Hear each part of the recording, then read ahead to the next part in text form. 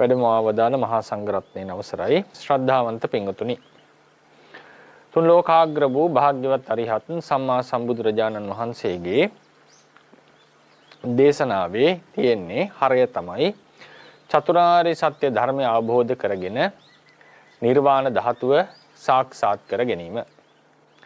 ඒ සඳහා අනුගමනය කළ යුතු ක්‍රියාමාර්ගයේ ලෙස උන්වහන්සේ දුක්ඛ නිරෝධ ගාමිනී ප්‍රතිපදාව දේශනා කරන්නට යෙදුණා. ඒ දුක්ඛ නිරෝධ ගාමිනී ප්‍රතිපදාව අනුගමනය කිරීම තුළින් අපිට අපේ సంతానගත කෙලෙස් ධර්ම නැසලා නිර්වාණ ධාතුව නම් වූ සුවිශේෂී ධර්මය අධිගමනය කරන්නට හැකියාව ලැබෙනවා. ඒ ගමනේදී බුදුරජාණන් වහන්සේ ඒ නිවන් ගමන දුක කෙලවර කිරීමේ මාර්ගය ක්‍රම කිහිපයකට දේශනා කරලා තියෙනවා. ඒ කවර මාර්ගයක් අනුගමනය කළත් අනිවාර්යයෙන්ම තිබිය යුතු අංගයක් තමයි ශීලය කියලා කියන්නේ. පාලියෙන් කියනවා සීලය කියලා, සංස්කෘත භාෂාවෙන් ශීලය. අපි සිංහලෙන් කියනවා සිල් කියලා. මේ සීලය කියන එක අපේ නිර්වාණ ගමනේ අත්‍යවශ්‍යම සාධකයක්, අත්‍යවශ්‍යම අංගයක්. සීලයකින් තොරව හරියමන් විදියට සීලයක් සමාදන් වන්නේ නැතුව, සීලයක් ශක්තිමත් වන්නේ නැතුව මාර්ගඵල අධිගමනය කරනවා කියලා එකක් නැහැ. අතට කෙනෙක්ට හිතෙන්න පුළුවන් සමහර අය අපේ කතා ප්‍රවෘත්ති වල දැක්වෙනවා දුසිල්වත්ව ඉඳලා ධර්ම දේශනා ශ්‍රවණය කරලා එකෙනෙහිම ෂණයකින් මාර්ගඵල අවබෝධ කරගත් අවස්ථා ගැන. එතනදී උනත් මතක තියාගන්නට ඕනේ ඒ ධර්මයේ ශ්‍රවණය කරමින් යනකොට ඔවුන්ට සත්‍ය අවබෝධ වෙන්නට ඔවුන් යහපතේ දුෂ්චරිතයෙන් වැළකීලා සුචරිතේ ඉබේම හිත පිහිටන්නට පටන් ගන්නවා. ඒ කියන්නේ භාවනා මනසිකාරයේ විදර්ශනා ඥානය පහළ වෙනකොට ස්වභාවයෙන්ම තමන් තුළ තිබිච්ච දුෂ්චරිත ඉවත් වෙනවා. ඒ වගේම මාර්ගඵල ලබන අවස්ථාවේදී මාර්ග ඥානියත් සමගම ආර්ය සීලයක් තමන්ගේ සිත තුළ පහළ වෙනවා. ඒකට කියනවා ආර්ය මාර්ගයේ සමග එන සීලය කියලා. ඉතින් ඒ නිසා මේ සීලයකින් තොරව මාර්ගඵල අධිගමනය කරනවා කියන එකක් වන්නේ නැහැ. ඉතින් අද දවසේදී අපි මාතෘකාව වශයෙන් තබන්නට යෙදෙන්නේ මේ සීලය කියන මාතෘකාවයි. ඉතින් විශේෂයෙන් අද දවසේදී මාධවී චමින්ද පතිරණ මැතිණිය විසින් Tamanගේ 41 වන ජන්මදිනයේ නිමිති කරගෙන තමයි මේ ආරාධනාව සිද්ධ කරන්නට යෙදුනේ ධර්ම දේශනාවක් සඳහා. ඉතින් මාතෘකාව වශයෙන් අපි තබා ගන්නේ සීලය කියන එක. බොහෝ දෙනා දන්න මාතෘකාවක්. නමුත් බොහෝ දෙනාට පිරිසිදු ලෙස, ඉතා පිරිසිදු ලෙස ආරක්ෂා කර ගැනීමට අපහසු දෙයක් තමයි මේ සීලය. අපි දන්නවා බොහෝ සමහර බෞද්ධයන් සීලය ඉතාම හොඳින් ආරක්ෂා කරගෙන අවුරුදු ගණන් ගත කරපු අය ඉන්නවා.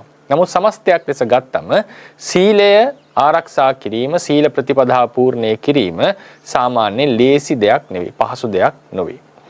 අපි දන්නවා අපේ ප්‍රතිපදාවේ තියෙන දානය කියලා අංගයක්. දානය කියලා කියන්නේ පින්වතුනි තමන් සන්තක දෙයක් වෙන කෙනෙකු වෙනුවෙන් පරිත්‍යාග කිරීම, වෙන කෙනෙකු වෙනුවෙන් අතහැරීම, වෙන කෙනෙකුට ලබා දීම. මේ දානය කියන එක අපිට සීලයට වඩා පහසුවෙන් සිද්ධ කරගන්නට පුළුවන්. මොකද ඒක එක වෙලාවක සිද්ධ කරන ක්‍රියාවක් පමණයි. දැන් අපි දානයක් දුන්නා කියන්නේ දුගී වගේ යාචකයෙක්ට ඒ වෙලාවේදී ඒ බත් පැකට්ටුව නැත්නම් ආහාර වේල ලබා දුන්නා. එතනින් අවසానයි. මහා සංඝරත්නයේ දානයක් දුන්නත් ඒක සූදානම් වෙලා දවස් ගණන් මහන්සි වෙලා ඒ දානේ දීලා අවසන් වුණා. නමුත් සීලය කියන එක එහෙම එකක් නෙවෙයි.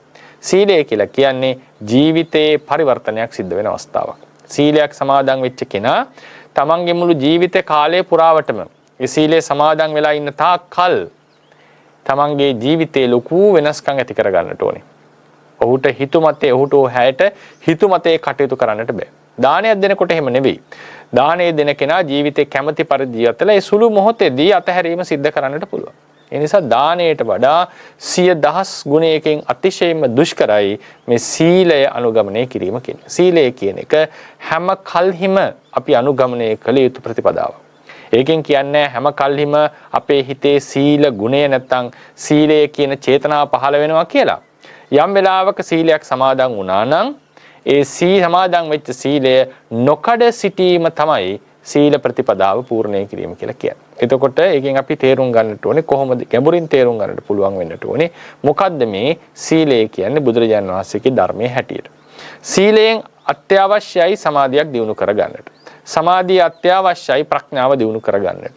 ප්‍රඥාව අත්‍යවශ්‍යයි කෙලෙස් ධර්ම දුරු කරලා මාර්ගඵල අධිගමනයෙන් නිර්වාණ ධාතුව සාක්ෂාත් කරගන්නට. ඒ නිසා මේ නිවන් ගමනේ මූලිකම අංගය ලෙස අපිට සීලය හඳුන්වන්න පුළුවන්. සීලය තමයි පදනම. සීලය රකින්නට තියෙන අත්‍යවශ්‍ය ගුණයක් තමයි අතහැරීම.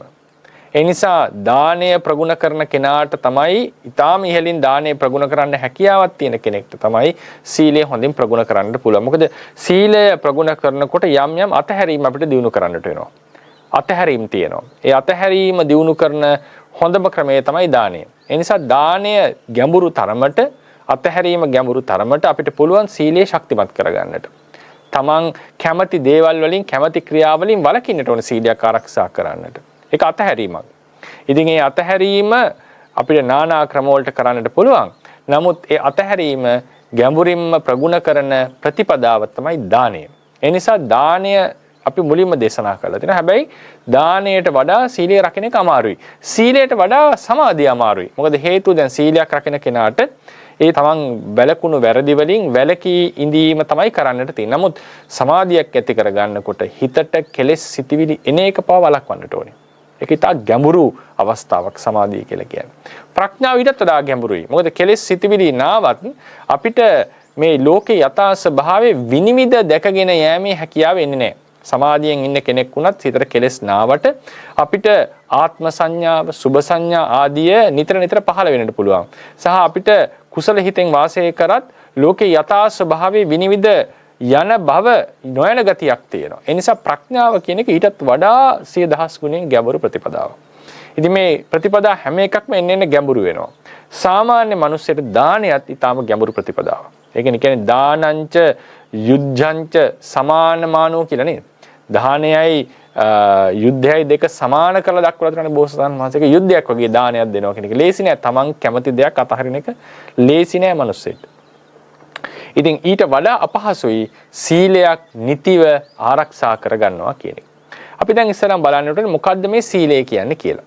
පරමාර්ථ වශයෙන් ගත්තම පින්වත්නි සීලය යනු යම් යම් දුෂ්චරිත වලින් වැළකීමට අදිෂ්ඨාන කරගනිමින් පහළ වෙන චිත්තෝත්පාදයේ චිත්තචෛසික ධර්ම සමූහයේහි පහළ වෙන චේතනාව තමයි සීලය. ඒ කියන්නේ ප්‍රාණඝාතයෙන් වළකිමි කියලා අදිෂ්ඨාන කරගන්නකොට ඒ ඇති වෙන චේතනාවට අපි කියනවා සීලය කියලා. ඒ වගේම යම් යම් වැරදි වලින් වළකිනකොට අපේ හිතේ හට ගන්නවා ඒ වැරදි වලින් අපේ සිත දුරස් කරන ගතියක්. ඒකට කියනවා විරති කියලා. සම්මා වාචා, සම්මා කම්මන්ත, සම්මා ආජීව කියලා තුනකට කඩනවා අපි. සම්මා වාචාව කියලා කියන්නේ වචනයෙන් වෙන වැරදි වලින් වැළකීම. සම්මා කම්මන්තය කියලා කියන්නේ කයින් වෙන වැරදි වලින් වැළකීම.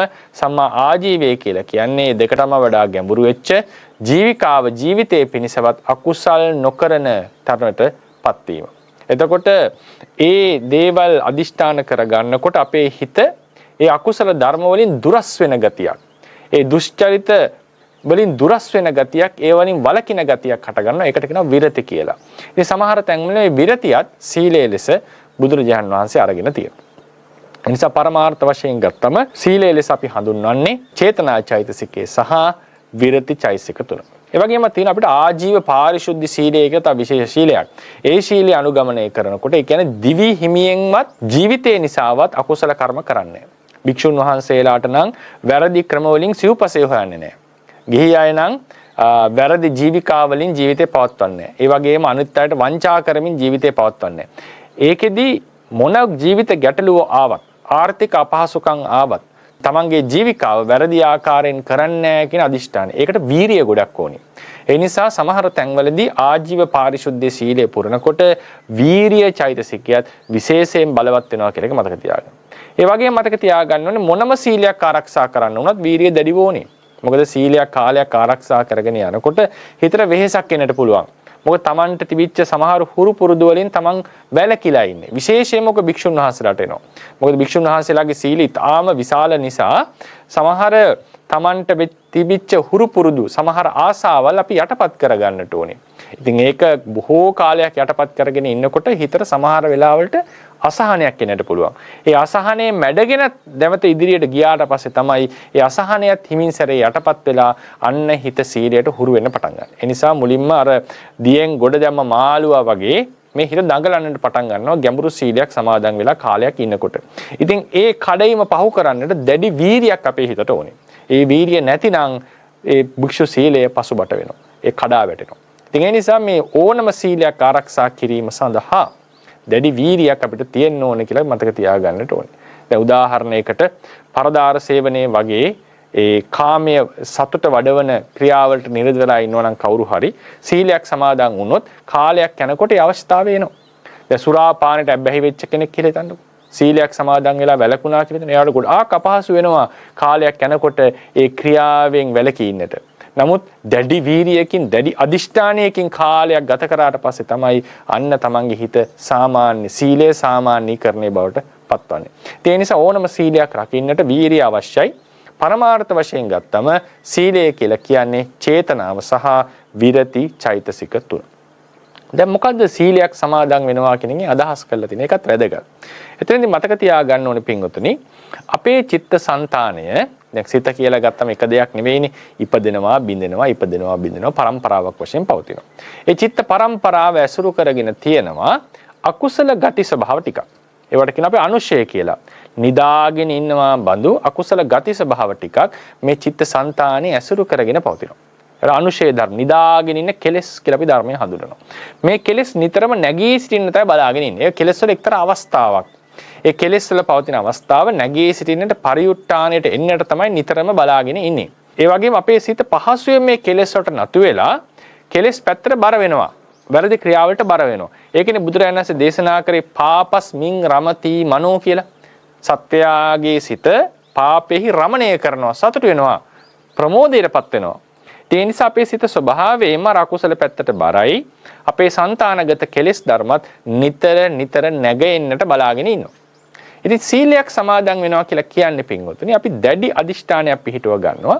අර අකුසල ධර්මයෝ බලවත් ලෙස නැගී සිටින එක වළක්වන්නට. දැන් හොඳට තේරුම් ගන්න ඕනේ අකුසල ධර්මයෝ නැගිටිනකොට අපේ හිත ඇතුලේ ඒකෙත් අවස්ථා කීපයක් තියෙනවා. සමහරට අකුසල හිතේ හටගෙන පවතිනවා. ඒක තවත් බලවත් වුණොත් නවත්ත ගන්න බැරි වුණොත් අන්න වීතික්‍රමණය නැත්තම් ක්‍රියාවට නංවනවා. දැන් උදාහරණයකට යම් ඔන්න අපි කවුරු හරි දකිනවා වටිනා කියන වස්තුවක් තියෙනවා කාගේ හරි සන්තක දෙයක්. ඒ දෙයට ලොකු ආසාවක් අපිට ඇති වෙනවා. දැන් හිමිකාරය නැති වෙලාවේ හොරෙන් ගන්නට පුළුවන්. කඩේ කට්ටිය දකින්න නැති වෙලාවට ගන්නට පුළුවන් ආසාවෙන්. Taman ගොඩාක් කැමති දෙයක් කියලා හිතන්නකෝ. ඒක මුලින්ම ආසාව ඇති වුණා මේක ගන්න. මේකට කැමැත්ත ඇති වුණා. ඊට පස්සේ ගන්නට සිත් පහළ වුණා. දැන් එන්නේ ආසාව බලවත් වුණා. ඊට පස්සේ කවුරුත් නැතුව හරි කවුරුත් දකින්න නැතුව මේක ගන්නට තරම් ලෝභය බලවත් වුණා. මුලදී ආපු ආසාව අන්න පරිඋත්ථාන අවස්ථාව. අන්න හිතේ කෙලෙස් හටගත්තා. නමුත් ඔන්න දෙවෙනි අවස්ථාවක් ආව මේක කොහොම හරි ගන්නට ඕනේ. නොකිය ගන්නට ඕනේ. හොරෙන් ගන්නට ඕනේ කියලා. අන්න ලෝභය ඊටා බලවත් වෙච්ච අවස්ථාවක්.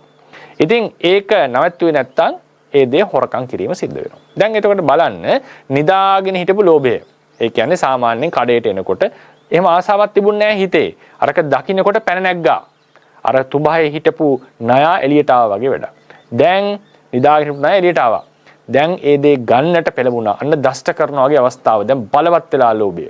සීලය සමාදන් වෙනකොට අපි අදිෂ්ඨාන කරගන්නේ කවරක්ද? අර බලවත් අවස්ථාව. හිතට කෙලෙස් නැගාවම ඒක වළක්ව ගන්නේ නැතුව ක්‍රියාවට නංවන අවස්ථාවට කෙලෙස් වලට ඒ මට්ටමට එන්න දෙන්නේ නැහැ මම. ඒ ක්‍රියාව සිද්ධවන්න දෙන්නේ නැහැ කියන එක තමයි අපි අදිෂ්ඨාන කරගෙන තියෙන්නේ. දැන් ගැඹුරෙන් ධර්මයේ තේරුම් නොගත්ත කෙනා හිතනවා මම මේ ක්‍රියාවලින් වළකිනවා කියලා. මෙතන තියෙන්නේ නාම රූප ධර්ම ටිකක්නේ. චිත්තචෛසික ධර්ම ටිකක්, රූප ධර්ම ටිකක් වැඩ කරනවා. එතකොට වැරදි ක්‍රියාවක් සිද්ධ කරනවා යනු පුද්ගලයෙක් කරන එකක් නෙවෙයි.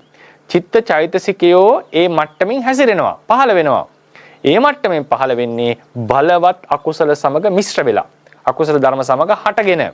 එතකොට කලින් ඒ අකුසල නිදාගෙන යන අවස්ථාවක තිබුණා. ඒ අකුසල ධර්මයේ හිතේ හටගෙන අන්න බලවත්ව ක්‍රියාත්මක වෙන්න පටන් ගන්නවා. සීලයක් සමාදන් වෙනවා කියලා කියන්නේ අර නැගී එන අවස්ථාව වළක්ව ගන්න එක නෙවෙයි. නැගී එන අවස්ථාව වළක්ව ගන්න සමාධියක් හැදෙන්න ඕනේ. හරිනේ? නිදාගෙන ඉන්න අවස්ථාව වළක්ව ගන්න නම් ඒක දුරු කරන්න විදර්ශනා වඩලා මාර්ගඵල ඇති කර මාර්ගය උපදවා ගන්නට ඕනේ. ඉතින් සීලෙන් අපි කරන්නේ අර තුන්වෙනි නැත්තම් වීතික්‍රමන එහෙම නැත්තම් බලවත් අවස්ථාවට කෙලෙස් වලට එන්න දෙන්නේ නැහැ කියන අදිෂ්ඨානයේ පිහිටව ගන්න එක තමයි සීලයෙන් අපි සිද්ධ කරගන්නේ. ඒ නිසා සීලයක් සමාදන් වෙනවා යනු පරමාර්ථ වශයෙන් ගත්තම අනුසේ මට්ටමේ තියෙන කෙලෙස් වීතික්‍රමන අවස්ථාවට එන්නට දෙන්නේ නැහැ කියන අදිෂ්ඨානයේ අදහස සහිතව උපදවා සිත් ටිකක් උපදවා ගන්නවා චේතනාව සහ විරිති චෛසික ප්‍රදාන කොටගෙන. අන්න අපි කියනවා සීලයක් සමාදන් වුණා කියලා. ඒ අදිෂ්ඨානෙ පිහිටවා ගත්තම සීලය සමාදන් වුණා. දැන් මේ ධර්ම දේශනාවට කලිනුත් පින්වතුන් හැමදෙනාම පානාදිපාතා වේරමණී සික්ඛාපදං සමාදියාමි කියලා අදිෂ්ඨාන කරේ දෙයි. සමහර කෙනෙක් චාරිත්‍රානුකූලව කිව්වා වෙන්නට පුළුවන්. නමුත් හරියට නුවණින් කරනවා නම් ඒ වෙලාවේ හිත පහළ වෙන්නට ඕනේ. මම ප්‍රාණඝාතයෙන් අනිත් සතුන්ගේ ජීවිතේන්ද්‍රිය තොර කිරීමෙන් වළකිනවා. එහෙම නැත්නම් ඒ ජීවිතේන්ද්‍රිය තොර කරන මට්ටමේ සිතක් උපදවා ගැනීමෙන් වළකිනවා. ওই දෙකම සීල් සමාදන් වෙනකොට හිතෙන්න පුළුවන්. අනිත් සතුන්ගේ ජීවිතවලට හානි කරන්නේ. එහෙම නැත්නම් ඒ හානි කරන මට්ටමේ සිටිවිලි සිත් තමන්ගේ సంతානෙහි හටගන්නේ නැහැ කියන මට්ටමට තමයි අදිෂ්ඨානෙ පිහිටුවා ගන්න. මේක තමයි සීලයක් සමාදන් වෙනවා කියන එකේ තේරුම. සීලයක් සමාදන් වෙනවා කියන එකේ තේරුම. දැන් මේ සීලය මෙහෙම සමාදන් වුණාම පින්වතුනි බලන්න. දැන් අර බලවත් කෙලෙස්ය අපේ හිතේ හට ගන්නකොට අර බලවත් මට්ටමට එනකොට අපි අකුසලයේ සිද්ධ කරනවානේ. ප්‍රාණඝාතය වෙනවා, හොරකම වෙනවා. ඒ වෙලාවේ අපේ සිත පිච්චෙනවා. පිච්චෙන්නේ මොන වලින්ද? කෙලෙස් ධර්ම වලින්. සිත කෙලෙසන නිසා, සිත දවන තවන නිසානේ කෙලෙස් කියලා කිව්වේනේ. පීඩාවට පත් කරන නිසානේ. දැන් බලන්න අර අදිෂ්ඨානයේ පිහිටුවා ගත්තම දැඩි ලෙස අදිෂ්ඨානයේ පිහිටුවා ගත්තා නම් සීලයක් සමාදන් වෙනවා කියලා බුදුරජාණන් දදස් කරලා තියෙන නිකන් ඔහේ ශික්ෂාපද කියවන එක නෙවෙයි. මේ දේවල් වලින් වළකිනවා කියන අදිෂ්ඨානයක් මේ පිහිටුවාගෙන. ඒක තමයි සීල් සමාදන් වෙනවා කියලා කියන්නේ. එතකොට එතෙන් පටන් මේ දේෙන් වළකිනවා. එතකොට මේ බලවත් අදිෂ්ඨානයේ හිතේ පහළ වුණාම මොකද වෙන්නේ? ඒ අදිෂ්ඨානය ඒ කුසල සිතෙන්ම අර නිදාගෙන අකුසල වලට යම් පහරක් වදිනවා. බලවත් ප්‍රහාරක් වදිනවා ඒ අදිෂ්ඨානයෙන්ම. ඊට පස්සේ මොකද වෙන්නේ? අදිෂ්ඨානයේ අඛණ්ඩව පිහිටවා ගත්තොත් අපි ඒ අදිෂ්ඨානය කඩ නොකර හිටියොත් අන්න අර අකුසල ධර්මයෝ නැගෙන්නේ අර මට්ටමට. මොකද වෙන්නේ? අපේ සිත සීලේ සමාදන් වෙලා ඉන්න තාක්කල් අර පිච්චෙන අවස්ථාවට පැමිණෙන්නේ නැහැ. පිච්චෙන අවස්ථාවට එන්නේ නැහැ. ඒ නිසා අපේ ධර්මයේ සමහර ආචාර්යවරු කියන එකට තදංග නිර්වාණයක් කියලා. ඒ කියන්නේ අපේ සිත පිලිස්සෙන්න තිබුණා. ඒ තිබිච්ච අවස්ථාවෙන් අපේ සිත මිදුණා. අපේ සිත මිදී පවතිනවා. විමෝක්ෂයකටපත් වුණා.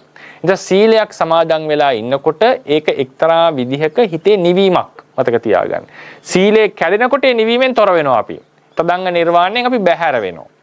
ඒ නිසා සීලයක් සමාදන් වීම තුළ මුල අවස්ථාවේදී නිකන් හිතට පීඩාවක් එන්න පුළුවන්. මොකද අර තුන්වෙනි අවස්ථාවේ නවත්තගත්ත කෙලෙස් වල අනුසය පරිඋට්ටාන වීතික්‍රමන කියන තුන්වෙනි අවස්ථාවේ වළක්වගෙන තියෙන්නේ. දෙවෙනි අවස්ථාවට කෙලෙස් උපදිනවා. දෙවෙනි අවස්ථාවට හටගත්ත කෙලෙස් වලට තුන්වෙනි අවස්ථාවට එන්න තමයි ඕනේ. එහෙම තමයි හුරුව තිබුණේ. ඒ නිසා දෙවෙනි අවස්ථාවෙන් කෙලෙස් නවත්තගෙන ඉන්නකොට හිතට හරි අමාරුයි. ඒ වෙලාව හිත දඟලනවා. හරියට වතුරේ හිටපු මාළව ගොඩ දැම්ම වගේ. ආපහු වතුරට යන්නමනේ බලන්නේ. ඒ වගේ අර තුන්වෙනි අවස්ථාවට යන්නට හිත දඟලනවා. ඒ වෙලාවේ පීඩාවක් එන්නට පුළුවන්. ඒ පීඩාව මැඩගෙන පවත්වගෙන යෑම තමයි සීලයක් සමාදන් වෙලා රකින්නවා කියන එකේ තේරුම. මේක ඉතා ගැඹුරු අවස්ථාවක්. ඒ වෙලාවේ ඒක මානසික එතන අපි කියන ස්ට්‍රගල් එකක්. මානසික ලොකු පෙරලියක් එතන සිද්ධ වෙනවා. ලොකු උත්සාහයක් දරන්නට ඕනේ. ඒ සීලය පවත්වගෙන යන්නට. හැබැයි ඒ සීලයේ මරියාදාය නැත්තම් කියන සීමාව ඉක්මෙව්වේ නැතිනම් තුන්වෙනි අවස්ථාවට එන්න දුන්නේ නැත්තම් කෙලෙස් වලට අන්න තුන්වෙනි අවස්ථාවේදී අපේ සිතට ඇතිවෙච්ච පීඩණය දැන් අය ඇති වෙන්නේ නැහැ. සීලය රකින්න නැති කාලයේදී තුන්වෙනි අවස්ථාවට සිත නැවතපත් වුණා. දැන් ඒ අවස්ථාවට පත්වන්නේ නැහැ. අන්න අපේ සිත ශාන්ත ස්වභාවයක පවතිනවා. හැබැයි දෙවෙනි අවස්ථාවේ ඒ කියන්නේ පරිඋට්ටාන අවස්ථාවේ කෙලෙස් හට ගන්නවා. ඒ පීඩාව තියෙනවා. නමුත් අර වගේ ප්‍රාණඝාත කරන මට්ටමේ පීඩාවක් අපේ හිතට ඇතිවන්නේ නැහැ. ඒ නිසා සීලය කියන එකෙන් අපේ සිත නිවීමකටපත් වෙනවා කියලා මතක තියාගන්න. දැන් අපි කරුණු දෙකක් කතා කරා. පරමාර්ථ වශයෙන් සීලයක් කියලා කියන්නේ අකුසල මේ ආහවල් වැරදි සිද්ධ කරන්නේ නැහැ කියන අදහසින් ඇති කරගන්න කුසල චිත්තෝත්පාදේ නැත්නම් කුසල සිතේ පහළ වෙන චේතනාව සහ විරති වලට තමයි පරමාර්ථ වශයෙන් සීලය කියලා කියන්නේ. සීලයක් අදිෂ්ඨාන කර රකින්නවා කියලා කියන්නේ වීතික්‍රමන අවස්ථාවට කෙලෙස් ධර්ම වලට එන්නට දෙන්නේ නැතුව චිත්ත සංතානයේ පවත්වාගෙන යෑම තමයි සීලයක් රකින්නවා කියන එකේ තේරුම. ඒ අදිෂ්ඨාන කරන්නේ ඒ අනුසය ධර්ම යටපත් කරමින් ඒ අදිෂ්ඨානෙ පිහිටුවා ගැනීම. ඒක තමයි පරමාර්ථ වශයෙන් අපි සීලයේ තේරුම් ගන්න ඕන ක්‍රමය. ඉතින් සීලවන්තයෙක් යනු කුමක්ද? පරමාර්ථ වශයෙන් විස්තර කරොත්. සීලවන්තයෙක් යනු වීතික්‍රමන අවස්ථාවට කෙලෙස් පහළ නොවන సంతානයක් සහිත సంతානයක්. නාම රූප సంతානයක්. වීතික්‍රම අවස්ථාවට කෙලෙස් එන්නේ නැති නාම රූප సంతානයක්. එතකොට මේක තමයි සීලවන්තයෙක් කියලා අපි අදහස් කරන්නේ. ඉතින් මේ මට්ටමට කෙලෙස් නොයන නිසා ඒ సంతානි පිරිසුදු సంతානයක්. ඒ సంతානේ වටින సంతානයක්, උසස් సంతානයක්. එවන් సంతානයකට දෙන දාණය අන්න මහත්ඵලයි, මහානිසංසයි. ඒ නිසා තමයි අපි කියන්නේ සීලවන්තයට දෙන දාණය ප්‍රබල ආනිසංස ගෙන දෙනවා කියලා. ඉතින් ඕන සීලය ඔය විදිහට තමයි පරමාර්ථ වශයෙන් විස්තර කරන්නට තියෙන්නේ. ඉතින් මේ සීලය සමාදන් වෙලා ඉන්නකොට සීලය සමාදන් වෙලා රකින්නකොට බුදුරජාන් වහන්සේ දේශනා කරන අංගුත්තර නිකායේ සීල සූත්‍රයේදී නානා විදිහි ආනිසංස අපිට හිමි වෙනවා. සූත්‍රයේ හැටියට ආනිසංස 5ක් දක්වලා තියෙනවා. නමුත් අනේක විද ආනිසංස සීලේ තියෙනවා. එක ආනිසංසයක් තමයි මහන්තං භෝගං අධිගච්ඡති. ඒ කියන්නේ ඒ සීලවන්තයාට ලොකු ධනයක් හිමි වෙනවා. ලොකු ධනයක් හිමි වෙනවා. ඒතර කියපු ගමන් කෙනෙක්ට හිතෙනවා නෑ නිසායනහස සීල් රකින්න කෙනාට නෙවෙයිනි සීල් කඩන කෙනාටනේ පහසුවෙන් ධනෙ හොයන්නට පුළුවන් කියලා. එහෙම කෙනෙක්ට සිතවිල්ලක් පහළ වෙන්න පුළුවන්. නමුත් මේක ගන්නට ඕනේ අපි ලොකු මාත්‍රිකා ලොකු සමාජ පසුබිමක. මෙතනදී අපි අපි තේරුම් ගත්තොත් එහෙම කවුරු හරි කෙනෙක් අන් අයට වංචා කරමින් සල්ලි හොයනවා නම් හොරට කිරුම් මැනුම් දාලා සල්ලි හොයනවා නම් පාරිභෝගිකයන් කොහොම හරි කඩා ගන්නට තරම් මොනවා හරි දෙයක් ලබා ගන්න වගේ අදහසකින් ඒ දේවල් ව්‍යාපාර ආදී සිද්ධ කරනවා නම් ඒ වෙලාවේදී අපිට යම් යම් ලාභ ප්‍රයෝජන ලැබෙනවා වෙන්නට පුළුවන්. නමුත් දීර්ඝ කාලීනව බැලුවම ව්‍යාපාරවල දියුණුව ටික ටික අඩු වෙනවා. මොකද හේතුව පාරිභෝගිකයා නැත්තම් ගන්න මිනිස්සු දැනගත්තොත් එහෙම මේ පුද්ගලයා වංචා කරනවා. මේ පුද්ගලයා තමන් ගැනයි හිතන්නේ කියන හැඟීම ආවොත් දීර්ඝ කාලීනව මොකද වෙන්නේ? මිනිස්සු අපේ ව්‍යාපාර වලින් බැහැර වෙනවා. දැන් උදාහරණයකට හිතන්නකෝ. අපේ නිවෙස් ළඟම දැන් උදාහරණයක් කඩවල් දෙකක් තියෙනවා. ඒ කඩවල් දෙකේ එකක් ළඟ එකක් ටිකක් දුරයි. නමුත් අපි දන්නවා පළවෙනි ළඟ තියෙන කඩේ ඉන්න පිරිස හරිම රෞද්‍රයි. අපි ගියාම හරියට සලකන්නේ නැහැ. සමහර ලාවට අඩුවෙන් තමයි දේවල් දෙන්නේ. නමුත් ටිකක් දුරින් තිබෙන කඩේ මිනිස්සු හරි සෞම්‍යයි. ඒ වගේම අපිට වැඩිපුර උනත් යමක් දෙනවා. හදිස්සියකට ණයට උනක් යමක් දෙනවා. මේ වගේ අවස්ථාවකදී අපි බොහෝ දුරට යන්නේ අර ටිකක් සෞම්‍ය මිනිස්සු ඉන්න කඩේටනේ. ඒකට හේතුව මොකද්ද? ඔවුන්ගේ ක්‍රියාකලාපය. සීලය කියලා කියන්නේ පින්වතුනි මිනිස්සෙක් හොඳ කෙනෙක් බවට පත් කරන ක්‍රියාවක්. හොඳ කෙනෙක් බවට පත් කරන. ඒ කියන්නේ සීලයක් රකින්න කෙනා හැමතිස්සෙම සත්‍යවාදී. සීලයක් රකින්න කෙනා අනුන්ගේ ජීවිත තොර කරන්නේ නැහැ. සීලයක් රකින්න කෙනා අනුන්ගේ දේවල් හොරෙන් ගන්නෙ නැහැ. සීලයක් රකින්න කෙනා අනිත් අයගේ පවුල් කඩාකප්පල් කරන්නේ නැහැ. එතකොට මේ සීලයක් රකින්න කෙනා මත්පැන් පානය කළා සිහිය විකල් කරගන්නේ නැහැ. එතකොට මේ සීලයක් රකින්න කෙනාගේ තියෙනවා යම් කිසි හොඳ ගුණ ධර්මද අපි කියනවා ස්ටෑන්ඩඩ්ස් ටිකක්. හොඳ කැරක්ටර් එකක් නැත්නම් චරිතයක් යවුවා තියෙනවා. ඔහු තුළ තියෙනවා එක්තරා විදිහක යම් යම් ගුණාංග ටිකක් ඔහු කඩන්නේ නැති. කවදාවත් බොරුවක් කියන්නේ මොන ප්‍රශ්නයාවත්. හොරකම් කරන්නේ, ප්‍රාණඝාත කරන්නේ, කාමයේ වර්ධව හැසිරෙන්නේ. දැන් බලන්න මේ වගේ මිනිස්සෙක්ව අපි අසුරු කරන්න අකමැති වෙයිද? අපි දීර්ඝ කාලීනව දැන් විනෝද ගමනක් එක්කගෙන ගිහිල්ලා විනෝද වෙන පාටියකට යන්න කැමති නැති වෙයි වගේ කෙනෙක් එක්ක. නමුත් දීර්ඝ කාලීනව බැලුවම ඒ වගේ කෙනෙක් අසුරු කරන්න, විශ්වාස කරන්න තමයි අපි කැමති. ව්‍යාපාරය පටන් ගන්නකොට උනත් අපි දන්නවා නම් මේ කෙනා කවදාවත් වංචා කරන්නේ, මේ කෙනා කවදාවත් බොරු කියන්නේ නැහැ කියලා. අනිවාර්යෙන් අපි කැමති ඒ වගේ කෙනෙක් එක්ක ගිවිසුමක් ගහගන්න. අනිවාර්යෙන් අපි කැමති ඔහු එක ගනුදෙනු කරන්න. මොකද අපි දන්නවා අපිට හානියක් වෙන්නේ නැහැ කියලා. ඒ නිසා මතක තියාගන්න බුදුරජාණන් වහන්සේ දේශනා කරේ සීලවන්තයා ලොකු ධනයක් ලබනවා කියන ඔය වගේ දීර්ඝ කාලිනව බැලුවම සීලවන්ත කෙනාට ධනය උපය ගන්න තියෙන ක්‍රම වැඩි.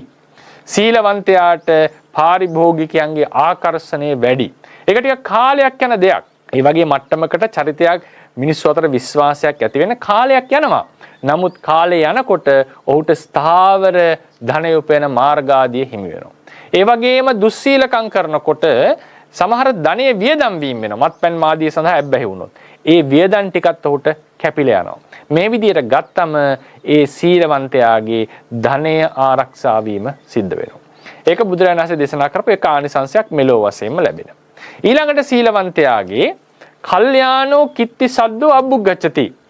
ඔහු තුළ ඔහු ගැන කල්යාණ කීර්ති සද්දයක්, ඔහු ගැන ප්‍රශංසාවක් සමාජයේ ඇති වෙනවා. දැන් බලන්න මේකත් ඉතා වැදගත්නේ. අපිට කොච්චර ධනෙ තිබුණත් බලවත් කෙනෙක් වුණත් සමාජයේ මිනිස්සු පිළිකුල් කරනවා නම්, සමාජයේ මිනිස්සු කැමති නැත්තම්, ඇත්තටම තමන් ගැන නුගුණ තමන්ගේ පිටිපස්සෙන් කතා කරනවා නම් අපි ඒකට කැමති නෑ. ඕන කෙනෙක් කැමති තමන් ගැන හොඳ මිනිස්සු කතා කරනවට, තියෙන හොඳ කතා කරනවට. එහෙමනම් ඒ තියෙන හොඳ කතා කරන්නට තමන් චරිතවත් මිනිස්සෙක් බවට පත් වෙන්නට ඕන. මිනිස්සු විශ්වාස කරන කෙනෙක් බවට පත් වෙන්න ඕන. මතක තියාගන්න මේ සීලය කියන එක උඩ ප්‍රශංසාව මිනිස්සු තුළ ඇති වෙනවා වගේම ඒ ප්‍රශංසාවේ මූලික හේතුව තමයි විශ්වාසය කියන එක. සීලය තුළ සීලයක් සමාදන් වෙන පුද්ගලයා විශ්වාස කළ හැකි කෙනෙක්. ඒක තමයි වැදගත්. විශ්වාස කරන්න පුළුවන්. ඔහු වචනයක් කිව්වොත් ඒක ඇත්ත. ඔහු පොරොන්දුවක් දුන්නොත් ඒක ඉෂ්ට කරනවා බොහෝ දුරට. ඔහු අතින් අපිට හානියක් වන්නේ නැහැ. දැන් උදාහරණයක් මම කිව්වොත් එහෙම අපි සමහර වෙලාවලට සමහර අය ළඟ ඉන්නකොට අපි නිදා ගන්නවා. නිදා ගන්නවා කියලා කියන අපි විවේක ගන්නවා. හැබැයි මතක තියාගන්න. අපි දන්නවා නම් අපි මිත්‍රයෝ ඉන්න තර අපි නිදා ගන්නවා. සමහරට මිත්‍රයන්ගේ ඔළුවට ඔඩොක්කුවට ඔළුව තියලා නිදා ගන්නවා. හැබැයි මතක තියාගන්න උදාහරණයකට හිතන්න අපිත් එක්ක දැන් කාමරයක ඉන්නකොට නම ගිය හොරෙක් මිනිස්සු මරලා සල්ලි හොරකම් කරන කෙනෙක් ඉන්නවා කියලා. මමයි තමනුයි ඔහු විතරයි ඉන්නේ. කවදාවත් අපිට නිින්ද යයිද? කවදාවත් අපිට සැනසෙල නිදා ගන්න පුළුවන්ද? බෑ. අපේ හිත දකින්න කියනවා මම නිදාගත්ත වෙලාවේ මොනවා කරයිද දන්නේ නැහැ. මොකද පින්විත නිදා ගන්නවා කියන එක අපි ඔක බය කරන්න කියනව නෙවෙයි. නිදා ගන්නවා යනු නිින්ද යනු සත්වේකුට තියෙන අතිශයින්ම අනාරක්ෂිත අවස්ථාවක්. නිදා ගන්නවා කියලා කියන්නේ අපේ ජීවිතයේ තියෙන අනාරක්ෂිතම අවස්ථාව. මොකද ඕන දෙයක් වෙන්න පුළුවන්. ඒ නිසා තමයි නිදා ගන්නකොට අපි දොරවල් අගුළු දාන්නේ. බුදුරජාණන් වහන්සේ කියලා තියෙන දවල් නිදා ගන්නකොට භික්ෂුන් වහන්සේ කෙනෙක් අනිවාර්යෙන් දොර වැසිය යුතුයි. විය හැකි අනතුරු නිසා. ගියන රාත්‍රියටත් ඒක අගුළු දා ගන්නවා. මොකද හේතුව නිදාගෙන ඕන දෙයක් වෙන්න පුළුවන්. ජීවිතයේ තියෙන අනාරක්ෂිතම අවස්ථාව තමයි නිින්ද කියලා කියන්නේ. එතකොට ඒ නිදා ගන්න අපිට කවුරු හරි ඉන්න තැනක නිදා ගන්නවා කියන එකේ තේරුම හොඳට මතකද? අපි හිතලා නැති වෙන්න පුළුවන්. නිදා ගන්නවා කියන එකේ තේරුම මට මේ මිනිස්සයා විශ්වාසයි. මට මේ මිත්‍රයා විශ්වාසයි. මිනී මරලා සල්ලි හොරකම් කරන මිනිහෙක් ඉන්න තැන අපි නිදා ගන්නෑ. හොරෙක් ළඟපාත ඉන්නවා නම් අපිට නිින්ද යන්නේ නැහැ. එහෙමනම් මතක තියාගන්න විශ්වාසයේ කෙනෙක් කෙරෙහි ඇතිවන්නේ සීලය නිසා. අපි දන්නවා දැන් සමහර මිත්‍රයෝ සත්තු මරනවා වෙන්න පුළුවන්. නමුත් අපි දන්නවා අපේ ප්‍රාණය ඝාතනය කරන්නේ. අපිට හානියක් කරන්නේ නැහැ කියන විශ්වාසය. ඒතර කවුරු හරි කුරා කුහුඹුවෙක්වත් ඝාතනය කරන්නේ නැතිනම් උදාහරණයක් හිතන්න. දැඩි ලෙස සීලය සමාදන් වෙලා ඉන්නවා නම් අපිට කිසි බයක් සැකක් නැතුව ඒ කෙනා ඉන්නතර නිදා ගන්න පුළුවන්. ඒ නිසා මතක තියාගන්න විශ්වාසය ඇති වෙන්නේ සීලයේ උඩ. සොරකම් කරන්න නැති කෙනෙක් නම් අපිට බය නැතුව අපේ නිවස බාර දීලා යන්න පුළුවන්. මොකද හේතුව අපි දන්නවා මේ මිනිස්සයා හොරකම් කරන්නේ. හැබැයි දේවල් හොරකම් කරන කෙනෙක් කියලා දන්නවා නම් අපි යන්නේ නැහැ නිවසේ ඉන්නකොට. අපි යන්නේ නැතන බලනවා. මොනවද මේ කරන්න කියලා. හොඳට මතක තියාගන්න කඩේක ඉන්න කෙනෙක් කඩේක අයිතිකාරයෙක් නොදන්න කෙනෙක් එනකොට නිතරම බලන මොනවද කියන්නේ රාක්කවලට කියලා මොනවද කරන්නේ. අපි CCTV කැමරා දාලා තියෙනවා. ඇයි ඒ විශ්වාසය නැතිකම. හැබැයි හොඳට දන්න පාරිභෝගිකයෙක් නම් විශ්වාසවන්ත කෙනෙක් නම් අපි එම හොයන්න බලන්න යන්නේ නැහැ. ඔහු බඩුවක් ගත්තත් අපි ඒක දිහා බලන්නේ නැහැ. මොකද දන්නවා මෙයා වංචා කරන කෙනෙක් නෙවෙයි කියලා. ඒ නිසා සොරකම් නොකරන කෙනාට අපි වස්තුවක් වුණත් දෙන්න පුළුවන් අපිට බය නැතුව. නිවස වුණත් යතුරු දීලා යන්න පුළුවන්. පරදාර සේවනයේ කාමී වර්ධව හැසිරීම කරන්නේ නැත්නම් අපේ නැගණියක් දුවෙක් බිරිඳක් වුණත් ඔහු එක්ක පුද්ගලයා එක්ක තියලා යන්නට පුළුවන්. තමන්ගේ බිරිඳව ඕන තැනක යවන්නට පුළුවන්. මොකද විශ්වාසය තියෙනවා අපිට. ඒ කාමයේ වර්ධව හැසිරීමක් මොහොතින් හෝ මෑතින් වෙන්නේ නැහැ කියලා. බොරු කියන්නේ නැති කෙනෙක් නම් ඒ පුද්ගලයා කියන වචන අපි විශ්වාස කරනවා. ඒ නිසා මතක තියාගන්න මේ සීලය යනු ඔබව විශ්වාසවන්ත පුද්ගලයෙක් බවට පත් කරන දෙයක්. ඒක සුරාපානට ඇතුළත්. මොකද හේතුව අපි දන්නවා ලෝකේ කිසිම රටක් මම දන්න තරමින් වන්දන සමහර අමුතු නීති තියෙන රටවල් තියෙන නිසා විශේෂයක් වෙන්නට පුළුවන්. නමුත් දන්න සාමාන්‍යයෙන් සිවිලයිස් වෙච්ච නැත්නම් යම් මට්ටමක තියෙන හොඳ මට්ටමක තියෙන රටක් නම් ඒ කිසිම රටක බලන්න මත්පැන් පානය කරලා කෙනෙක්ට වාහනයක් පදවන්න බෑ. මත්පැන් පානය කරපු කෙනෙක්ට රැකියාව හරියට කරන්න තහනම්. ගුරුවරයෙක්ට ගුරු වෘත්තියට එන්න බෑ. දොස්තර කෙනෙක්ට දොස්තර වෘත්තිය කරන්න බෑ. පොලිස් නිලධාරියට රැකියාව කරන්න බෑ. තහනම් අහු වුණොත් රැකියාව අයින් කරනවා. මොකද හේතුව මත්පැන් පානය කරපු කෙනා පානය කරලා ඉන්නකොට ඔහු කෙරෙහි විශ්වාසය තියන්න බෑ. ඔහුට හරියට කාර් එක එලව ගන්න බෑ. ඔහුට හරියට උගන්වන්න බෑ. දරුවන්ට නියමාකාරයෙන් අධ්‍යාපනය ලබා දෙන්න බෑ. වෛද්‍යවරයෙක්ට නම් හරියට බෙහෙත් ටික දෙන්න බෑ. විශ්වාස කරන්න පුළුවන් කෙනෙක් නෙවෙයි. ඒ නිසා මත්පැන් පානය කිරීමෙනුත් අපි විශ්වාස නොකළ යුතු කෙනෙක් බවට පත් වෙනවා. ඒකෙන් ලොකුවට සමාජයට හානි නොකරනවා වෙන්න පුළුවන් පානය කරන කෙනා. බොහෝ අය එහෙම මත්පැන් පානය කරා කියලා ලොකු ප්‍රශ්න ඇති කරගන්නේ නැහැ සමාජයේ හැටි. නමුත් මතක තියාගන්න ගැඹුරින්ම අපි සමාජ සම්මති නම් බැලුවත් ඔබ විශ්වාස කිරීමට නොහැකි කෙනෙක් බවට මේ මොහොතේපත් වෙනවා. ඒ නිසා මේ සීලය යනු අන් අයට තමන් කෙරෙහි විශ්වාසය ඇති කරන ධර්මය. ඒ විශ්වාසය ඇති කල්හි යන්න කීර්ති ഘോഷාව ඇති වෙනවා. ඔහු නම් ඊටම යහපත් කෙනෙක්. මොන හරි ප්‍රශ්නයක් වුණොත් එහෙම ඒ පුද්ගලයාගෙන් ලැබෙන වචනය ප්‍රකාශනය අපි විශ්වාස කරනවා. ඔහු කිව්වොත් දෙයක් ඇත්ත. ඔහු බොරු කියන කෙනෙක් නෙවෙයි. අන්න මේක තමයි කීර්ති ഘോഷාව කියලා කියන්නේ. කීර්ති ഘോഷාව තවත් ඇති වෙනවා දන් දෙන කෙනා කෙරෙහි. අපි කියනවානේ වෙස්සන්තර කෙනෙක් දානපතියෙක් කියලා කියන්නේ. ඒක හරි ලස්සන වචනයක් නේ. ඔහු අපිට අවශ්‍ය වෙලාවක ඕන වෙලාවකට උදව් කරන දෙවියෙක් වගේ මිනිස්සෙක් කියලා අපි කියන්නේ. දන් දෙන කෙනාගෙත් ඒ කීර්ති ഘോഷාව ඇති වෙනවා. හැබැයි සීලවන්තයා කෙරෙහි තියෙන එක විශේෂ කෙනෙක්, චරිතවත් මිනිස්සෙක්, වැදගත් කෙනෙක්. උට ගරු කරනවා මිනිස්සු. කවුරු හරි කුඩා කාලේ නමුත් සීලයක් ආරක්ෂා කරනවා මිත්‍රයෝ පවා විහිළු කරනවා වෙන්න පුළුවන්. නමුත් අභ්‍යන්තරයෙන් දන්නවා මේ වැදගත් කෙනෙක්, හොඳ කෙනෙක්. නැතිතනුණත් කියනවා මොහු අතින් මේ වරදවල් වෙන්නේ මේ වගේ ගති ගුණ තියෙන මිනිස්සෙක්. මොකද සමාජයේ බහුතරයක් මිනිස්සු දන්නවා බොරු නොකීම, සොරකම් නොකිරීම, ප්‍රාණඝාත නොකිරීම, කාමයේ වරදවා නොහැසිරීම මේවා ඉතා උසස් ගුණාංග. Tamanට රකින්න බැරි වුණත් කවුරු හරි ආරක්ෂා කරනවා නම් අභ්‍යන්තරයෙන් සිත පතුලෙන් අපි ඒකට ගරු කරනවා. ඒ නිසා සමාජයේ ඇතුලේ සීලවන්තයා කෙරෙහි විශේෂ කීර්ති ഘോഷාවක් ඇති වෙනවා. ඒක සීලයේ තියෙන තවත් ආනිසංශයක්. ඒක සීලයේ තියෙන තවත් බලාපොරොත්තු උනත් නැතත් ඒ ഘോഷාව ඇති වෙනවා. භික්ෂුන් වහන්සේලා අතරත් එහෙමයි. හොඳට සීලයේ රකින්න කෙනාට අනිත් භික්ෂුන් ගරු කරනවා. බුදුරණසේ දේශනා කළා තියෙනවානේ සූත්‍රයක මහණෙනි ඔබලාට තවත් සබ්‍රක්‍මචාරීන් වහන්සේලාගෙන් අනිත් සබ්‍රක්‍මචාරීන් වහන්සේලාගෙන් ගරුත්වය ලබා ගන්න ඕන නම් සීලය හොඳට රකින්න. සීලය රකින්නකොට සැබවින්ම අනිත් අය ගරු කරන්න පටන් ගන්නවා. ඊළඟට සීලයේ තියෙන තවත් ආනිසංශයක් තමයි යං පරිසං යඤ්ඤ දේව පරිසං උපසංකමති සෝ විසරදෝ උපසංකමති. සීලවන්ත පුද්ගලයා යම් පිරිසක් වෙත එළඹෙනවා නම් විශාරදව බය නැතුව නිර්භීත වෙළඹෙනවා. හේතුව මොකද? ඔහු දන්නවා ඔහුට චෝදනා කරන්න කෙනෙක් නැහැ. සීලවන්තයා අතින් වැරදිවන්නේ නැහැ. සීලවන්තයා අතින් වැරදි වෙන්නේ නැතුණාම අය අමුතුවෙන් චෝදනා කරන්න දෙයක් නැහැ. දැන් අපි දන්නවා අපි අතින් වැරදක් වෙලා තියෙනවා නම් අපිට හිතෙන්න පුළුවන් මේ සභාවක් මැද ඕනකේ සමහරලාවට අපිත් එක්ක හතුරුකම් කරන කෙනෙක් සභාවක් මැද නැගිටලා ඔබ මෙහෙම කරා ඔබ වහන්සේ මේ දේවල් කරලා තියෙනවා කියලා චෝදනා කරන්නට පුළුවන්. ඒ නිසා සීලේ කඩ වෙලා තියෙනකොට සීලේ කඩ කරන කෙනෙක් නම් අපේ හිත තුළ නිතරම බයක් තියෙනවා මේ දේවල් වලින් අපිට චෝදනා කරද්දී අපි කන්ෆ්‍රන්ට් කරනවා. මේ චෝදනාව ගෙනෙයිද? මේ ප්‍රශ්නේ අහයිද? ඒක අහනකොට සමහරලාට කේන්ති යනවා අයට. ඒ ප්‍රශ්නේ අහනකොට. මොකද ඒකට මුහුණ දෙන්න අමාරුයි.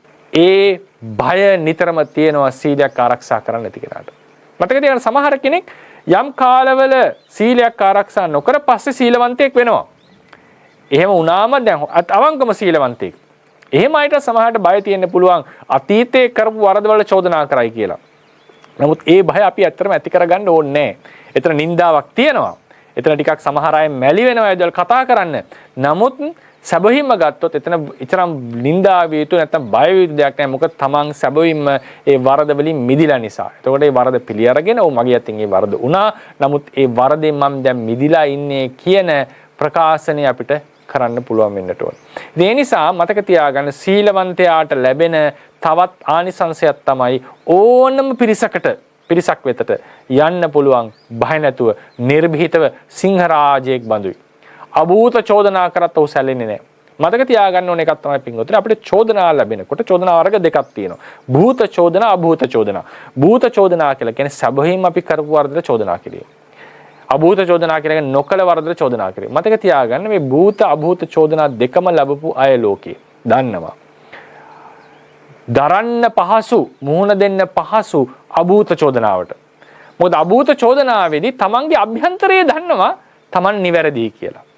ඒ නිසා ඒ වෙලාවේ හිත රිදෙනවා වෙන්න පුළුවන්. ඇයි මෙහෙම මට කරේ කියලා දුකක් එන්නට පුළුවන්. නමුත් තමන්ගේ හිත ඇතුලෙන් ගරා වැටීමක් සිද්ධ වෙන්නේ නැහැ. මොකද තමන්ගේ හිත දන්නවා තමන් ඒ වරද කළා නැහැ.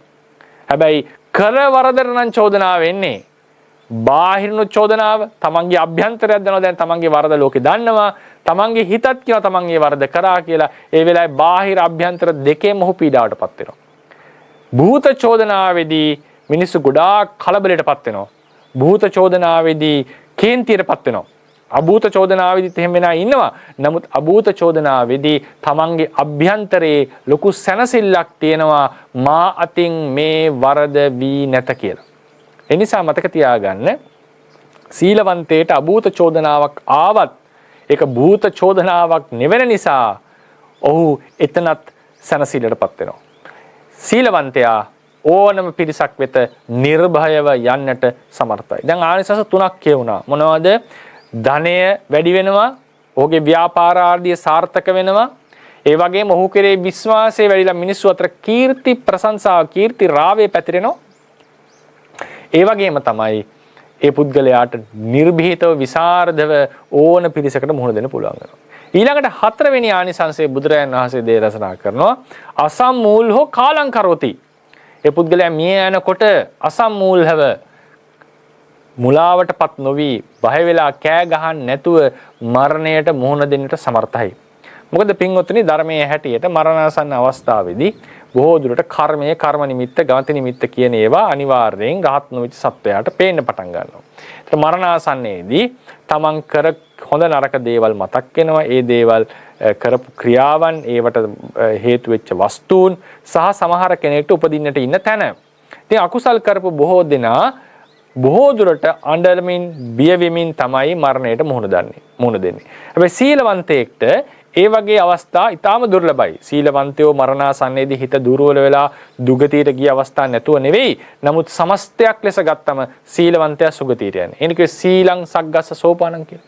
සීලවන්තයා 아무තු බයක් ඇති කරගන්න ඕනේ නැහැ. ඊළඟ භවයේ මොනවා වෙයිද කියලා. මොකද සීලවන්තයාට ඉදිරිපත් වෙන්නේම කුසල කර්ම. සීලයන්තයට ඉදිරිපත් වෙන්නේම තමන් කරපු හොඳ දේවල්. මතක් වෙන්නේ හොඳ දේවල්. තමන්ගේ ජීවිතේ කැලල් අඩුයි. සමහර කෙනෙක්ට සීලයක් ආරක්ෂා කරගෙනත් සීලය රකින්න කලින් කරපු වැරදි නැත්නම් ඒ සීලය රකින්න අතරතුර වෙච්ච පොඩි අඩුපාඩු පිළිබඳව සැක පසුතැවීම් තියෙන වෙන්න පුළුවන්. ඒක සීලයේ දෝෂයක් නෙවෙයි, ඒක ඒ පුද්ගලයාගේ හිතේ දෝෂයක්. ඒතර අපි කරන්න ඕනේ එයාගේ හිත ශක්තිමත් කරන එක. හිත ශක්තිමත් කරලා ඒවා අතහරින්නට, ඒවට හිතෙන් පිළියම් යොදා ගන්න ක්‍රම හදා ගන්නවා මිසක් අමුතු බය නෙමෙයි අපි ඇති කරන්න ඕනේ සීලවන්තයට. සීලවන්තයා සුගතියට යන්නේ. ඒක තමයි බුද්ධ දේශනාව. සීලවන්තයා සුගතිය උපදිනවා. කලාතුරකින් අවස්ථාවල දුර්ගතියට ගිය අවස්ථා තියෙනවා. නමුත් සීලවන්තයා සුගති පරගෙන සීලං සග්ගස්ස සෝපානං. සීලේ ආනිසංසයක් තමයි සුගතිය ඉපදීම. සීලේ ආනිසංසයක් තමයි අසම්මූලව කලුරිය කිරීම. ඒ නිසා සමහර වෙලාවට සීලවන්තයෝ අනවශ්‍ය බිය ඇති කරගන්නවා. Tamanට මරණය මොකක් වේද, කොයි තැනකට යයි ආදී ලෙසට. එහෙම නේ බුද්ධ වචනේ තියෙන්නේ. බුද්ධ වචනේ තියෙන්නේ සීලය රකින්න කෙනා සුගතියට යනවා. ඒකෙන් කියන්නේ 100%ක් පෘථග්ජනයාට ඊළඟ භවයේ සුගතියකට යනවා කියලා. චූලසෝතාපන්න අවස්ථාවටපත් උනේ නැතිනම්, නැත්තම් ධ්‍යාන ආදියක් ලැබුවේ නැතිනම් ඕන භවයක උපදින්නේ සම්භාවිතාවක් තියෙනවා. නමුත් සීලවන්තයා 100%කටත් එහා 95කටත් එයා සම්භාවිතාව තියෙනවා සුගතියක උප්පත්තිය ලැබෙන. ඒක තමයි බුද්ධ දේශනාව. බුද්ධ දේශනාව. ඉතින් ඒ නිසා සිත ශක්තිමත් කර ගැනීමයි කර යුතු වන්නේ. තමන් සීලය හොඳට ආරක්ෂා කරගෙන ඉන්නවා නම් නිතරම තමන්ගේ සීලය සිහි කරන්න. මේ ගුණ ධර්මම් පුරුගුණ කරලා තියෙනවා. මේ වගේ වැරදි වලින් මම වැළකීලා තියෙනවා. ඒ ආදිට සිහි කරන්නට ඕනේ. ඒක සීලානුස්සතියකුත් වෙනවා. දැන් උදාහරණයකට ගිහි ජීවිතයක් ගත කරන කෙනෙක්ට ආවර්ජනා කරන්න පුළුවන්. මම මෙච්චර වර්ෂ ගාණක් සතෙක් මරලා නැහැ. මෙච්චර වර්ෂ ගාණක් සොරකම් කරලා නැහැ. කාමයේ වරදව හැසිරීලා නැහැ. මෙච්චර වර්ෂ ගාණක් බොරු කියලා නැහැ. මෙච්චර අවුරුදු ගාණක් සුරාපාන කරලා නැහැ. අන්න ওই විදිහට තමන්ගේ ජීවිතයේ ගැන ආවර්ජනා කරන්න පුළුවන්. භික්ෂුන් වහන්සේ කෙනෙක්ට සතර පරාජිකාව මුළු ජීවිත කාලෙටම සිහි කරන්න පුළුවන්. ඒ වගේම සංඝාදිශේෂාදී ඇවැත් උනාන්නම් යා පිරිසුදු වෙලා මේ උණ කෙනාට මෙච්චර කාලයක් මම රැක්කා වෙච්ච අවස්ථාවලදී වලින් පිරිසුදු වුණා. ඒ නිසා නැවත ප්‍රකෘති කරගත්තා.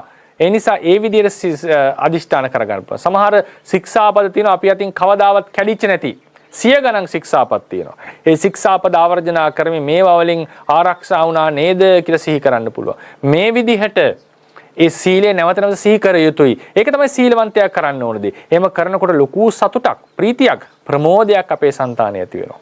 ඒ වගේම තමන් අතින් වරද වෙලා නැහැ. සීලය ආවර්ජන කරනකොට එහෙමනේ කියන්නේ. මේ වරද මාතින් වෙලා නැහැ. ආයි වරද වෙලා නැහැ කියන පසුතැවීමක් නැහැ. ඒකට සීලං අවිප්පටිසාරාය. සාරත්තහය. පසු නොතැවීම සඳහා තමයි සීලය තියෙන්නේ. අවිප්පටිසාරෝ පාමුජ්ජත්හය. එතකොට අවිප්පටිසාරේ පසුතැවෙනකොට වෙනකොට අපේ සිත නිතරම ප්‍රීතියට ප්‍රමෝදයටපත් වෙනවා. ඉතින් මරණාසන්නයේදී සීලවන්තයාට පුළුවන් වෙනවා හදිසි මරණයක් වුණත් ලෙඩ වෙලා මිය යනකොටත් තමන්ගේ සීලය ආවර්ජනා කරමින් සතුටින් මිය යන්නට පුළුවන් වෙනවා. බය නැතුව මිය යන්නට පුළුවන් වෙනවා. මොකද ඔහු දන්නවා ඊළඟ ආත්ම භාවයේ ඔහු සුගතියක තමයි උපදින්නේ. තමන්ට බිය විය යුතු කලබල විය යුතු දෙයක් නැහැ කියලා ඔහුට තේරුම් ගන්න පුළුවන් වෙනවා.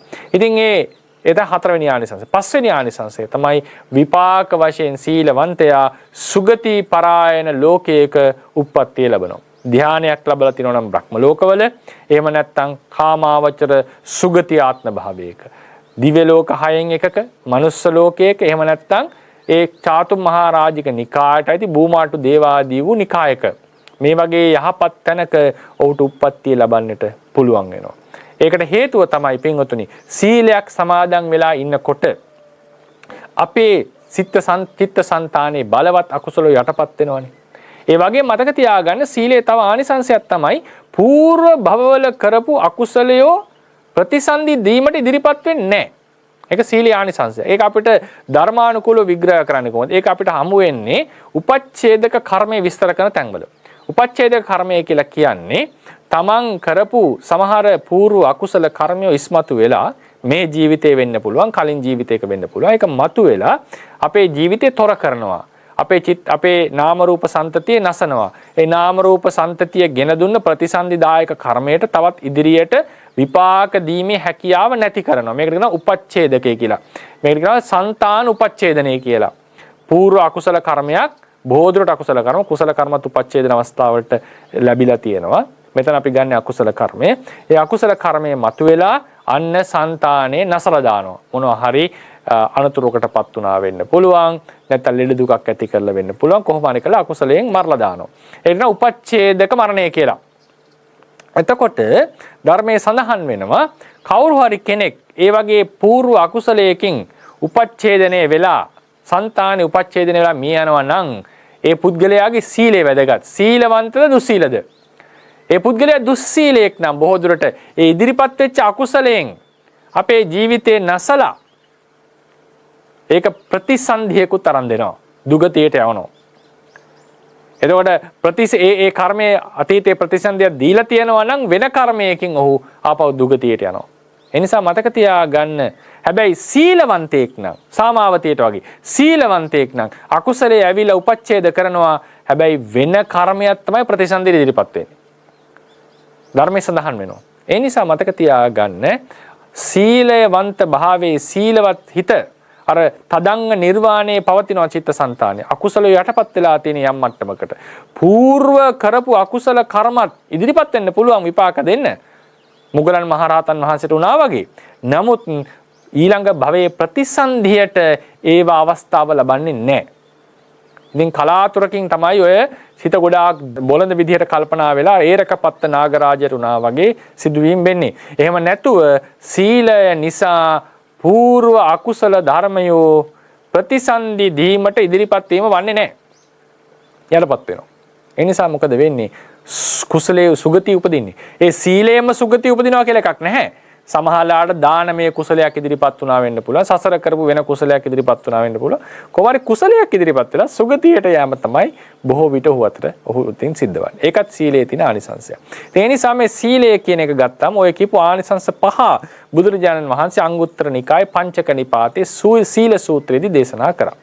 ඒ කියන්නේ මොනවද අපි මතක් කරලා ගත්තොත් එයාට ධනෙ උත්පාදනය කරගන්න පුළුවන් පහසුවෙන් ධනෙ ආරක්ෂා වෙනවා. ඒ වගේම ඔහු ගැන විශ්වාසය අනුන් තුළ ඇති වෙලා කීර්ති ගෝසාව කීර්ති ශබ්දයේ සමාජයේ ඇති වෙනවා පැතිරෙනවා. ඒ වගේම ඕන පිරිසක් වෙත බය නැතුව ඉදිරිපත් වෙන්න පුළුවන් වෙනවා. යන්න පුළුවන් වෙනවා. මරණාසන්නයේදී සතුටින් අසල් මූල්ව ඒ කලබල නොවි මරණයට මුහුණ දෙන්න පුළුවන් වෙනවා. අවසානයේදී සුගති පරායන උප්පත්තියකොත් ඊළඟ ජීවිතේ ලබන්නට පුළුවන් වෙනවා. ඒක සීලේ ආනිසංස. දැන් අපි කතා කරා කරුණු කීපයක්. සීලය කියලා කියන්නේ අර විදිහට සිතේ පහළ වෙන චේතනාව සහ විරති ධර්ම තුන. වැරදි වලින් වළකින්න අදිෂ්ඨාන කරනකොට. ඒ වගේම සීලේ සමාදන් වුණාම අකුසල ගති ධර්මයෝ අනුසය මට්ටමේ තියෙන අකුසල ස්වභාවයෝ වීතික්‍රම අවස්ථාවට එන්න දෙන්නේ නැතුව පැවැත්වීම තමයි සීලය ආරක්ෂා කරනවා කියලා කියන්නේ. වීතික්‍රම මට්ටමට අකුසලයෝ පහළ නොවන චිත්ත සංතානේ නැත්නම් නාම රූප සංතානේ තමයි සීලවන්ත පුද්ගලයා කියලා සම්මුතියෙන් අපි හඳුන්වන්නේ. ඒතර මේ සීලය රකින්නට වීරිය ගොඩාක් අවශ්‍යයි. මොකද අකුසලයෝ මේ මට්ටමට එන නිතර දඟලනවා. ඒ වෙලාවයක වළක්වාගෙන වීරිය අදිෂ්ඨානේ දැඩි ලෙස ඕනේ. ඊටින් ඒ වගේ සීලයක් ආරක්ෂා කරගෙන යනකොට ජීවිතේ පවත්වනකොට ඒ නාම රූප සංතානයට ලැබෙන ආනිසංස පහක් බුදුරණස දේශනා කරා. මොනවද? ධනය හොයන්න පුළුවන්. ඔහු කෙරෙහි විශ්වාසයේ సంతානයේ කෙරෙහි අනිත් අය තුළ ඇති වෙනවා. ඒ වගේම බය නැතුව විසරද වේ సంతානෙට ඕන තැනක ඉදිරිපත් වෙන්න පුළුවන්. ඒ වගේම මේ సంతානයේ තුල පසුතැවීම හටගන්නේ. මරණයට පා මුහුණ දෙන්න පුළුවන්. ඒ సంతානයේ නැවත ප්‍රතිසන්දි ගන්නකොට සුගති පරායන ලෝකයක ප්‍රතිසන්දි ගන්නවා. ඊළඟට තියෙන විශේෂම ආනිසංසය තමයි ඒ සීලවන්ත సంతානයේ ප්‍රත්‍ය වෙනවා. චිත්ත సంతානයේ ප්‍රත්‍ය වෙනවා සමාධියට. මොකද බලවත් අකුසලයෝ දැන් සමාධිය කියලා කියන්නේ දෙවැනි අවස්ථාවේ අකුසලොත් යටපත් කරගන්න එක. පරිඋත්ථානෙටත් එන්න දෙන්නේ නැහැ. සමාධිමත් හිතෙන් බලවත් පරිඋත්ථාන කෙලෙස් හටගන්නේ නැහැ. වීතික්‍රමණයක් ගැන කවර කතාවද? එහෙනම් වීතික්‍රමණය ඉස්සල්ලා නවත්තලා ඉන්න ඕනේ පරිඋත්ථානය වළක්වන්න කලින්. ඒ නිසා හැබැයි ඒ වීතික්‍රමණය වෙනවා නම් පරිඋත්ථානෙට අනිවාර්යෙන් එනවමයි චිත්තසංතානය. කෙලෙස් ටික. එහෙනම් ඉස්සල්ලාම වීතික්‍රමණයේ කාලයක් නවත්තපු సంతානය පිරිසුදු సంతානය ඒ సంతානයට පුළුවන් සමාධියක් දියුණු කරලා කසින නිමිත්තක් බුදුගුණ නිමිත්ත ආනාපාන සතිය අරමුණු කරගෙන අන්න කාලයක් වඩනකොට අර පරිඋත්ථාන කෙලස් ටිකත් යටපත් වෙලා සමාධිමත් සිතකට එන්න පුළුවන්. එන සීලය ලැබෙන ඊළඟ ආනිසංසය තමයි සමාධිය ඇති වෙනවා. සමාධිය ඇති වුණොත් බුදුරජාණන් වහන්සේගේ ධර්මය අනුව පිළිපදිනවා නම් බුදුරජාණන් වහන්සේගේ ධර්මය අනුව මෙනෙහි කරනවා නම් විදර්ශනා ඥානෙට එන්න පුළුවන්. විදර්ශනා ඥානෙට ආපු කෙනාට මාර්ගඵල අධිගමනය කරලා නිර්වාණයට යන්නට පුළුවන්. ඒ නිසා තමයි අපි දේශනාවේ කිව්වේ සීලං සග්ගස්ස සෝපානං සීලං දුග්ගති වාරණං. සීලය කියන එක ස්වර්ගයට ඉනිමගක් වගේ. සීලය දුගතිය වාරණය කරනවා. ඊට පස්සේ සීලය කියන්නේ නිවන් පුරයට තියෙන මාර්ගයක් දොරටුවක්. මොකද හේතුව සීලය මත සමාධිය මත ප්‍රඥාව හේතු කරගෙන නිර්වාණ අධිගමය.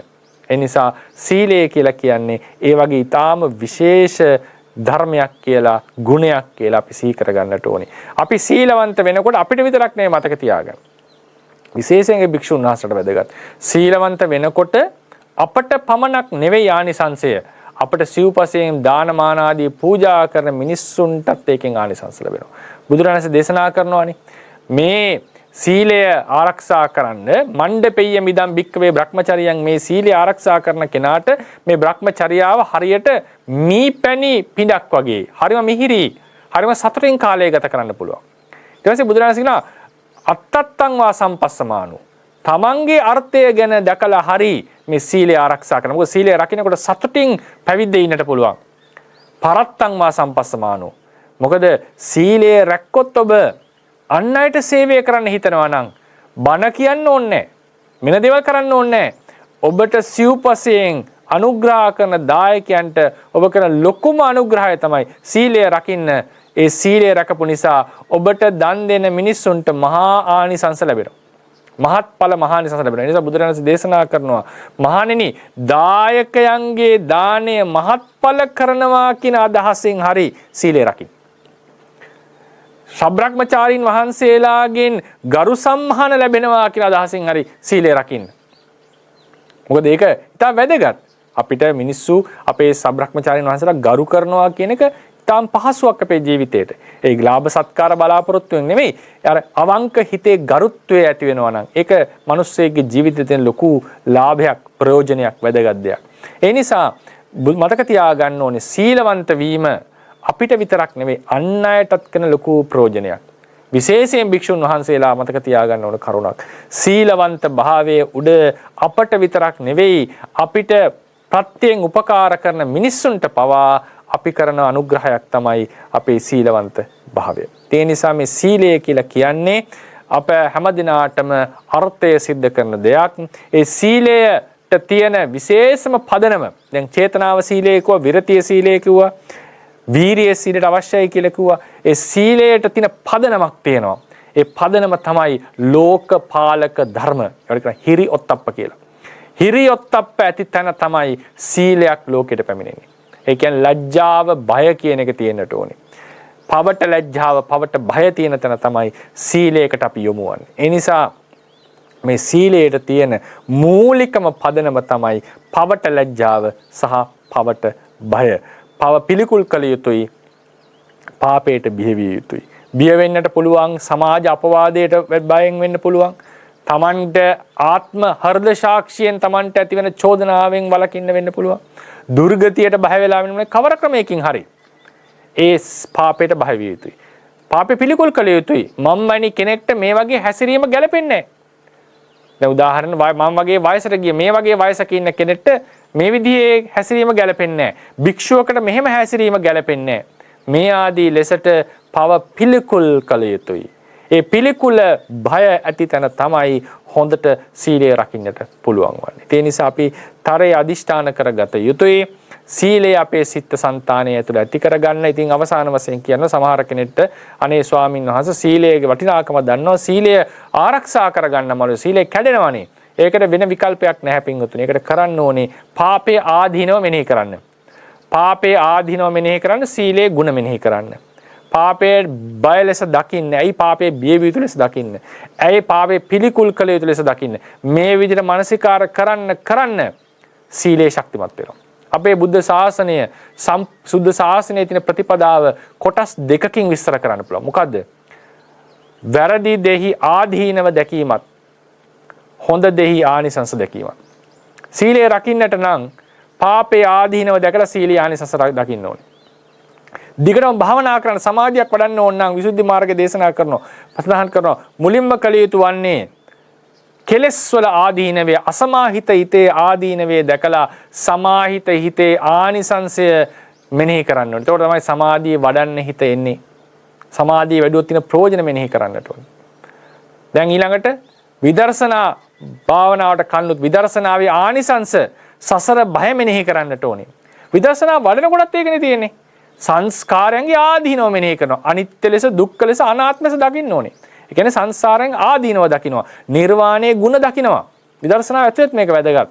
ඒ නිසා මතක තියාගන්න අපේ බුද්ධ ශාසනයෙහි ඉදිරියට යන්න ඕන තියෙන ක්‍රමය, හොඳම ක්‍රමය තමයි වැරදි පැත්තේ ආදීනව නැවත නැවත මෙනෙහි කරන්න. හොඳ පැත්තේ ආනිසංස නැවත නැවත මෙනෙහි කරන්න. ඉබේම ඔබ තුළ වීරිය හටගනි. ඉබේම ඔබ තුළ ඕනෑකම හටගනි. ඉබේම ඔබට ගමන යන්නට පුළුවන් වෙයි. ඉතින් ඒ නිසා අපි ආශිර්වාද කරනවා ධර්ම ශ්‍රවණය කරා වූ සෑම සියලු දෙනාටම මේ සීලාදී ගුණයන් ඊටාම හොඳින් ඇති කරගෙන නිර්වාණ මාර්ගයේ ඉදිරියටම ගමන් කොට අපරාජිතව විරාජිතව නිර්වාණයෙන් සැනසෙන්නට හැකියාව ලැබේවා.